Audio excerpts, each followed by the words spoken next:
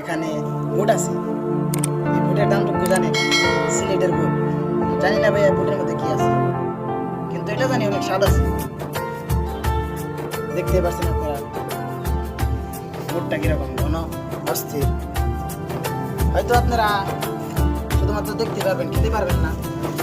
এই দেখেন মুড়ি, এটার দাম সস্তা কিন্তু এটার দাম বেশি। আমার বিশ্বাস হয় না রোজা শরীফ দেখে মন ভরে না, রোজা শরীফ দেখে মন ভরে না, দিদার দাও গো শাহে মদিনা, দিদার দাও গো শাহে মদিনা।